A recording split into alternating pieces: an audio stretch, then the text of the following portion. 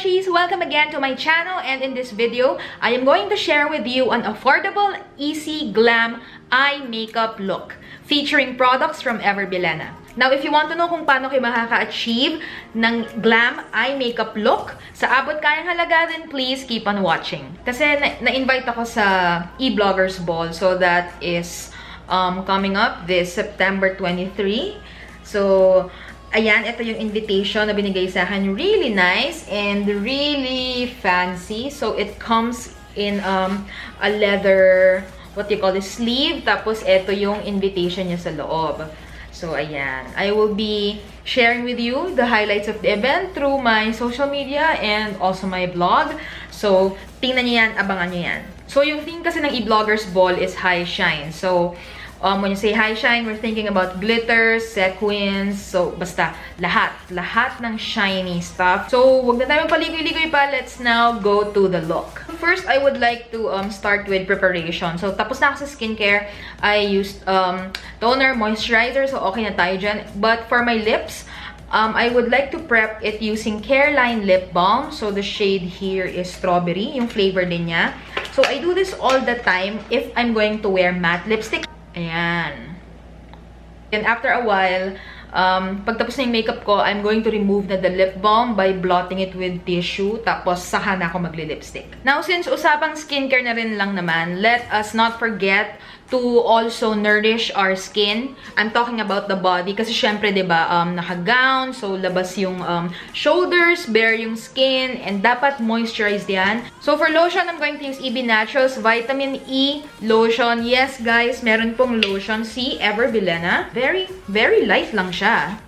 Mas mabango siya. Meron din silang hand cream. Meron ako dito nung Ebony Naturals hand cream in Sweet Rose and Femme Floral. Ang cute nung lalagyan. Okay, so let's now go to the eyes. And ipapakita ko dito as we go along yung mga gagamitin kong products para sa look na to. Okay, when I do kasi my makeup, I usually start muna with the eyes before doing my entire base. Kasi, syempre, may mga fallouts yan. Tapos, magkakamali ka pa dyan along the way. And pag yung base ko is wala pa, mas madali maglinis. So, I always start with the eyes.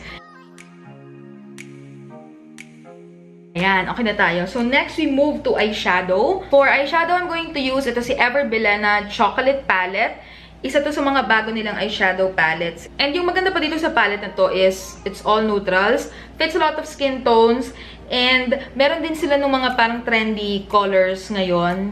Like, especially this side. So, ito yung mga parang muted peaches, warm beige peach colors na maganda na pang accent color. I am going to start with the chocolate shade.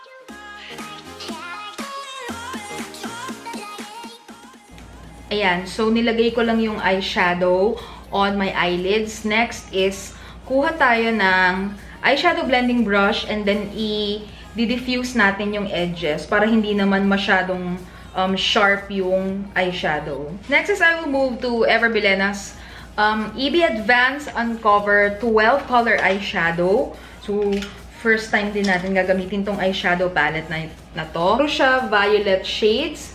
So, it's really nice kung mahilig ka sa violet. Ako mahilig ako sa violet. So, that's what attracted me to this palette. So, for this one, I'm going to get a large shader brush kasi yung plano ko is parang magkakaroon ako ng 3-layer ombre sa aking eyes. And I'll start with brown, and then purple, and then an accent color. So for this one, I am going to use this shade.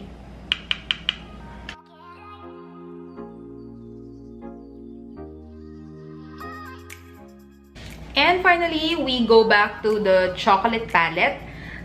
And I'm going to use this shade naman. So ito na yung magiging kong accent color. And again, I'm going to take a fluffy and a slightly large na blending brush na para i-apply yung accent color. So, i-apply ko yun dito sa pinakataas na part.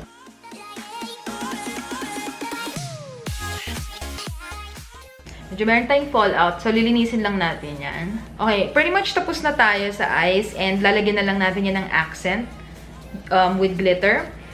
So, punta muna tayo sa base.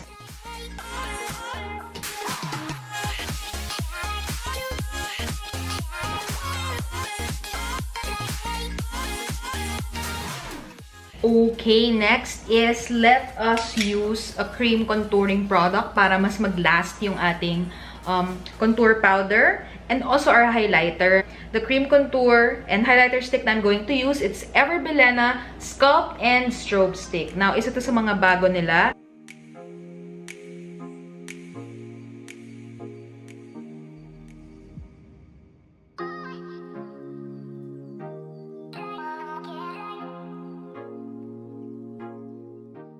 So let's now go to powder contouring and I'm going to use EB Advanced Contour Shade and Light Palette. Maganda tong dupe ng Kat Von D kasi tingnan nyo naman. Ayan. Even the shades, parang they're in the same spectrum as Kat Von D's Shade and Light Powder. Tapos meron din siyang highlighter. So maganda dito, matte yung powders. Tapos yung mga pang-highlight niya, ayan, top yung color. Wala kang nakikita na may orange tone. So, hindi ka magmumukhang orange or sunburn with this palette.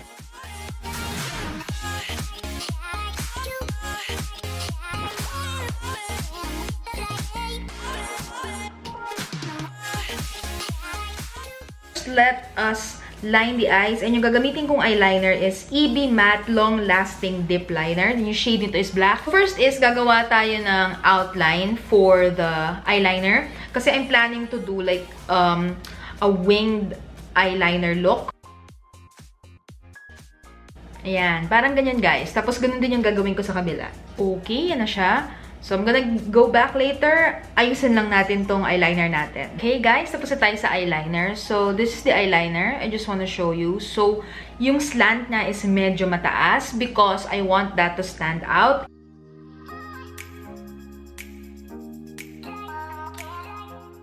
Next, punta na tayo sa eyebrows.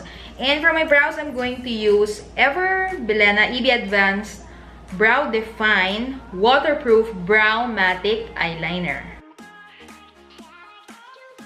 So next, let's put false eyelashes. To cap off our eye makeup, I will use Bilena Eye Pro Eyeliner Waterproof in the shade Ebony. So, ilalagay ko lang yan dito sa aking waterline para magmukhang mas buo yung look. Meron ako dito 3 lipsticks from Bilena and these are LTD Liquid Lipstick. This shade is Jet Setter. Next is Moody Merlot. And the last LTD liquid lipstick is Cashmere Blush. And yung last two na binigay ng EB are EB Matte Lipstick in Vivid Violet and Liquid Lipstick in Serena. So, ito yung Liquid Lipstick in Serena. And ito yung Matte Lipstick in Vivid Violet. And for lipstick, let's use Bilena Liquid Lipstick in Serena.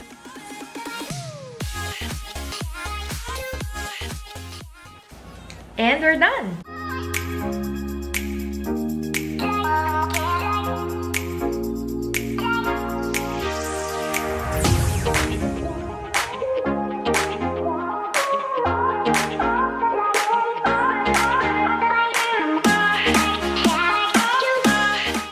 And that's it for today's glam makeup look and a suggested makeup look, lalo na dun sa mga attend ng e-bloggers ball.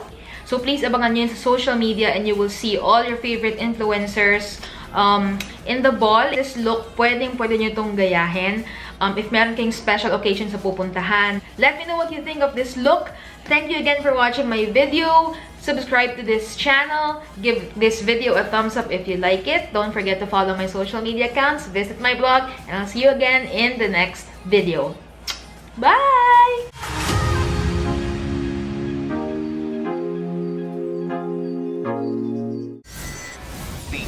Bloggers Ball 2018.